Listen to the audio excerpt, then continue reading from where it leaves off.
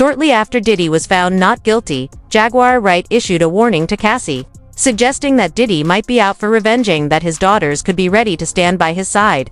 Here's the latest. Jaguar Wright has never been shy about her disdain for Diddy. She's been one of his most vocal critics for years. But during his recent trial, she escalated her attacks, calling out not only Diddy but also his family, especially his daughters. She even criticized how the twins behaved in court, implying that they didn't appear emotional or upset enough throughout the proceedings.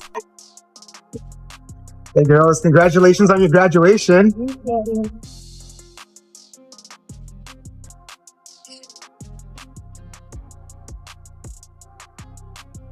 Have you spoken to your dad? In the beginning, Diddy's twin daughters stayed quiet. With their father still on trial, they didn't want to attract more attention.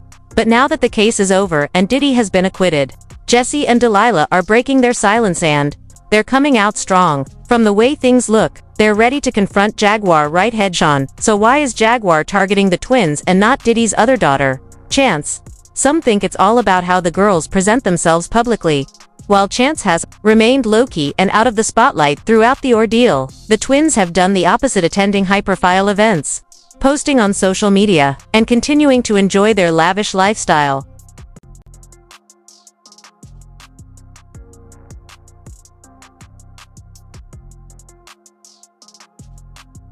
They've been spotted at concerts, vacationing on yachts, and mingling at exclusive parties, showing no signs of slowing down.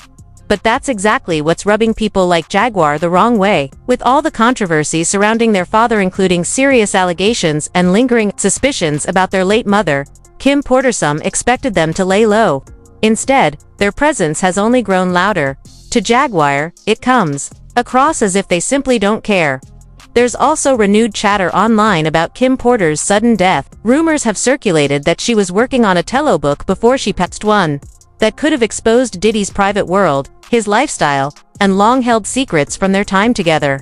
That speculation has led some to question whether her death was truly a tragic coincidence or something more unsettling. I'll be sure who has a son with Kim Porter. That's Quincy, right? Yeah.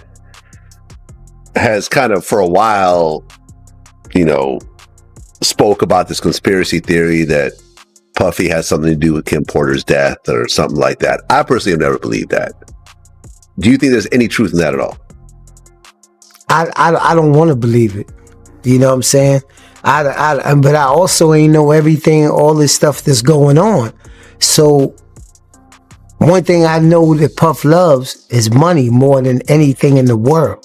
You know what I'm saying? So with me not knowing all of this other stuff that was going on, I don't know mentally. Like mentally, I can't even see him doing half of the shit that they have proven that he's been doing. So in my mind, the way that I see him with the kids and the way I seen him with Kim and everything like that, I would say if somebody was to ask me, I would say no, he don't have nothing to do with it. But after everything that I've been seeing lately and everything that's going on, I don't want the media to sway me in one way or another. I would say no. But then if Kim was talking about threatening to come out with different things, I don't put that past him. I spoke to Al a couple of times, and he texted me a couple of times too. I think knowing the history of them two, if he did increase his security, he have every right to. And I believe that Al knows that Puff has some powerful people, or had some powerful people around him, and some people doing some things for him that could danger his life. His life could be in danger. I don't think nobody would be paying for some security if they didn't think their life was in danger. So I could see Al doing that. I understand why Al is doing that. And I just wish them all the luck. You got to realize, man, Kim's death wasn't even investigated, bro. Her death wasn't even investigated. And it should have been a proper investigation so all the family members can feel like that there was no foul play in her death? How is it that you know how we are as a people? I don't believe that 10% of your viewers that's watching this don't keep their phone when they go to sleep in arm reach. How is it that there was no electronic products or gadgets around Kim's bed? Her laptop missing, her cell phone's missing. Everything is missing that she could get in touch with her little girls if they not at home, or her friends or family. All that's missing. That's a big one, man. You got to understand, man, that it's a lot of stuff that has been happening. Now, some people even said that her casket was ordered 2 months before she died. I don't believe that, man. I swear. I'm not no conspiracy theorist or none of that. But I heard, did you hear something like that, man? That her casket, how you order a gold casket 2 months before somebody died, man? If I'm gonna pay, or they gonna get the money up, to, what is it, to resume her body? If they gonna get the money up to dig her body back up and have a real autopsy done on there, have a real investigation on there, who's it gonna hurt? I've been knowing Al for a long time. And this is in the 90s when he walked through Eddie F house and it was about 100 degrees. Me and him, we talk about this all the time because he be laughing about it. He walked through Eddie F. He was going to Eddie F house in a black leather suit and it was about 100 degrees outside. Al ain't no fool, bro. Al is not a fool, and he's smart by getting extra security. I don't blame him at all. If I wasn't retired, I probably would. When a book claiming to be Kim Porter's secret memoir surfaced online, it sent shockwaves through the internet. Many believed it might be the very manuscript she was rumored to be working on before her sudden death. But Diddy's children were quick to respond. Jesse, Delilah, and Chance issued a joint statement firmly denying the book's authenticity.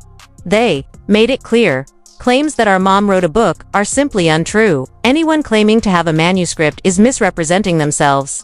Still, Jaguar Wright wasn't convinced. She openly questioned the statement and continued to cast doubt, suggesting there might be more to the story than the family is letting. Really paranoid right before Kim passed away. And when he found out that her and Cassie was still secretly talking and meeting, it became a very explosive situation for everyone who knew about it. I hate the fact that she felt so terrified to tell the truth about the man that she had 3 biological children with, that she felt the need to have to be as covert as she was. But I'm grateful that Kim got her truth to people that she trusted. Problem is she didn't know who she could trust and couldn't trust. I have no doubt in my mind that pieces of that memoir have been acquired by the home team, and that bad actors were incorporated so that they could put just enough spin to create reasonable doubt in the jury pool. It's a smart play, because there is no way that these 2 people who really had absolutely nothing to do with anyone involved got this much information directly from Kim Porter. It didn't happen. I'm telling you that now. And every person that they have these salacious stories built around are people that Diddy has issues with. It lined up too good in his favor when you really think about it. And if I were him and I had a team of PR agents, the first thing that I would have done is let's get our hands on a piece of the book, get as much as we can. We'll take as much trash as we can, throw it around it, and put it out there. Now, I'm not saying that that's what these authors did. I'm saying that whatever they got, it was prepackaged for them to earnestly move forward with it as it was real. But I'm telling you, this is orchestrated. This woman, for months months and years was silently trying to get the pieces of her diary out there. So if anything happened to her, people would know the truth. I truly doubt what she wanted everyone to know was all of this weird stuff. But I tell you what it does do. It creates sympathy for the devil, because the way those stories were spun in these narratives, it made everyone seem like they were just as bad as Diddy, right? Whatever tapes he turned over, they already have. They already have. Whatever Kim was able to get and parcel out, she got it from Diddy directly. Which means this could be nothing more than clips that were taken from what the FBI has already uncovered, what they already took in.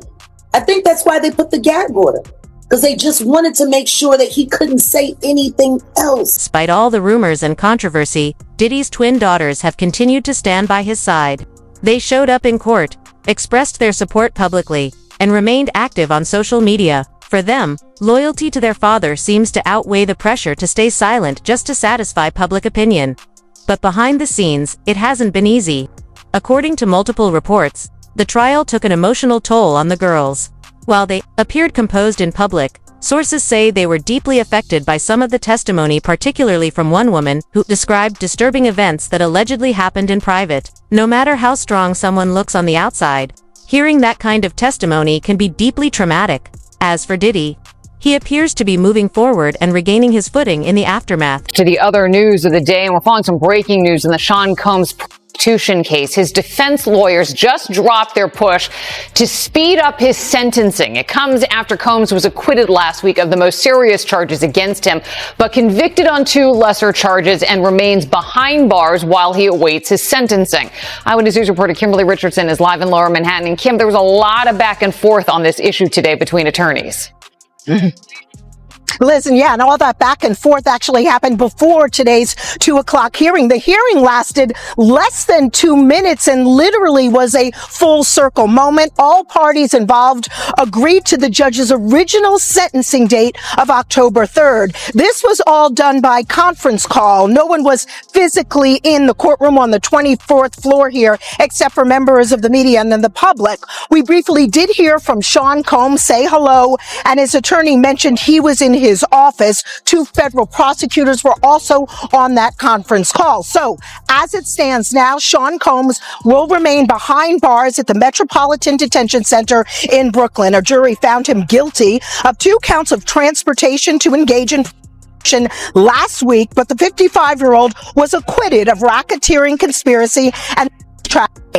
At the time, the judge rejected a $1 million bail package and proposed October 3rd for sentencing. The defense fiercely objected, pointing out Combs was found not guilty of the most serious charges and asked the judge to expedite sentencing. Combs' legal team even went as far as citing, quote, exceptional circumstances. The fact that the mother of 4 of Combs' kids is no longer alive, Kim Porter, passed away in 2018.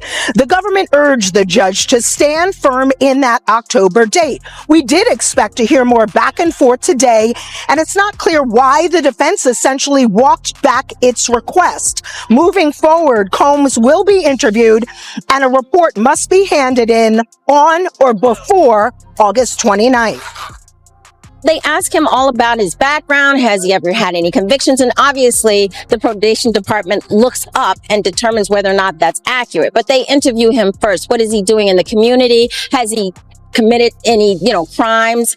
Has he donated to any charities? So they want to get all of their background on him to make a final determination, because under the federal sentencing guidelines, you have to consider all of that before you sentence an individual. Now, one thing the defense will no doubt highlight and will hope will play into the judge's sentence, they insist that Sean Combs has been in therapy and working on himself, something Combs claims was actually happening at the time of his arrest in that Manhattan hotel room, September 16th. Jaguar Wright is now sounding the alarm, suggesting that the sudden spotlight on Diddy's daughters could signal that he's preparing to make some major moves. She's even warning Cassie to stay alert. Whether or not Diddy is actually plotting revenge, one thing is clear: his daughters are no longer playing the quiet, supportive role. They've stepped into the public eye, and they're not holding back. According to insiders, Jesse and Delilah left the courtroom in tears, visibly shaken by the testimony. Given the disturbing allegations shared by the escort on the stand, it's no surprise they struggled to sit through the entire session. Initially, Jaguar expressed some sympathy for the girls, saying their support for Diddy might be driven by financial dependency, but that compassion quickly faded, especially after the twins resumed flaunting their lavish lifestyle, even while their father remained behind bars. Not long ago, Jesse and Delilah revealed they had no plans to attend college after graduation. Now high school seniors. Their public behavior seems disconnected from the gravity of their father's legal situation. Committed to. Since Jesse and I are not going to college, we're going to be wearing one of our brand parties. Yeah. Because we are repping that we will be business owners. Here are Diddy's twin daughters talking about how they will not be attending college after high school. These two are a senior currently, and you would not think that their father is currently incarcerated against these charges because they are acting like nothing has happened. Also, I think it's interesting they're not going to college. They're going to assume the role as business owners, which no shade to them, but a business degree might help. Maybe even one of you guys becoming a lawyer could maybe help the family out. I don't know how they do it. I mean, I feel like I wouldn't be able to show my face, but these two are out and about. They went to their college prom wearing the same dress, which, we love twins that dress alike. I did see some shady posts on Lipstick Alley where people were calling out the fact that they always wear the same clothing, which, is cute if you're a twin and you're like 6 years old. I don't know. You'd think maybe growing up they would start to separate a little bit, but they're not. Honestly, I pray for these girls because of what their mother had gone through and the current situation with their father. I feel like they could use some prayers. I don't know. Something does irk me a little bit with how they are just so nonchalant. Like they truly... Rumor has it, Jaguar Wright isn't backing down. She's been openly accusing Diddy's twin daughters of being cold and calculated, suggesting they have zero concern for the alleged victims, as long as the money keeps coming in. According to Jaguar, their loyalty isn't rooted in love or family ties, but in preserving the privileged lifestyle they've always known. Their reaction to Diddy's verdict definitely raised some eyebrows. They weren't the only ones. The entire family's response has sparked conversation, with many questioning where their priorities truly lie. Adjourned. Family members cheered today's verdict. Combs' son, Christian, telling ABC News how happy he is. Hey, yo, we love y'all. We love everybody watching. So happy. Pop's coming home. God bless. God bless the whole world. What was going through your head when the verdict was read? Happy. He is still facing up to 20 years in prison on these lesser charges. They are arguing he should be held until his sentencing, Kira. So, Bernarda, if Combs does stay in custody, how much jail time do you expect he would actually serve? So in terms of if the judge does decide that Sean Combs remains in custody pending sentencing, the judge will ultimately determine what his sentence is. You have to think that the sentencing is not going to take place in another week or two. We're talking about months from now that the sentence will take place. And in terms of all the time that he's already been in custody, he's going to get credit for that time. So no matter what amount of sentence the judge sentences him to, he'll get credit for about the 9 months that he has been in custody. Yes, he faces a maximum of 10 years on each of those counts. Highly unlikely that this judge is going to max Sean Combs out. He can give him probation, he could give him time served, or give him something more of a year, 2 years, or even 3 years on each of these counts. So, Kelly, how does this verdict impact Combs' legacy as an entertainer, as a music mogul moving forward, you think? I think it does impact his legacy because we have to talk about this in addition to talking about his 3 decades as being a pop culture icon. This is a human who has touched every facet of business, of industry, politics, film, TV, music, Broadway, spirits, fashion, but we also now have to talk about this case and the role that plays in that legacy. And I think it's significant because unfortunately people are going to be able to unhear some of that testimony that they read, and they're most certainly going to be able to unsee that video footage from that 2016 Intercontinental incident between him and Cassie Ventura. And I think that that's going to be part of the conversation moving forward. Hearing unexpectedly adjourned following the conviction of Sean Diddy Combs last week. In fact, defense attorneys and federal prosecutors initially agreed to a September 22nd sentencing date for Combs. This is ahead of a remote hearing that was set for this afternoon.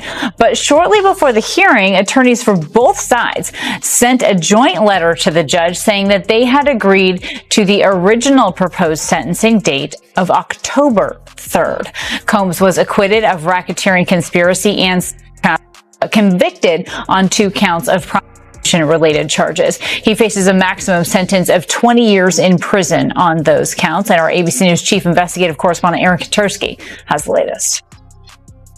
Okay, Sean Combs is going to be sentenced this fall after he was convicted of 2 counts of prostitution-related charges that together carry a maximum prison term of up to 20 years. He is unlikely to get that much, but federal prosecutors are expected to ask for at least 5 years. Combs will receive credit for time served, which will subtract about a year from the ultimate sentence. His acquittal on racketeering conspiracy charges took away the possibility of life in prison for Combs, who's preparing to ask for leniency. The defense has already argued Combs has taken steps to address what the judge called a propensity for violence, as seen on 2016 hotel security camera footage. And his attorney said Combs began a batterers program in New York prior to his arrest.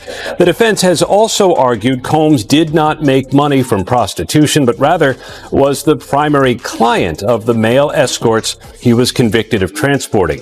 His attorneys were prepared to ask for an expedited sentencing. They backed off that at the last minute, and so the judge has set Sean Combs' sentencing. Another theory making the rounds is that the twins' recent lavish behavior wasn't just about denial. It may have been strategic.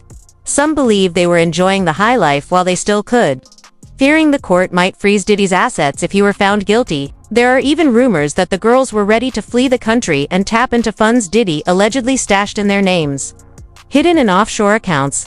What's especially noteworthy is that Diddy's sentencing has now been postponed, adding even more fuel to the speculation.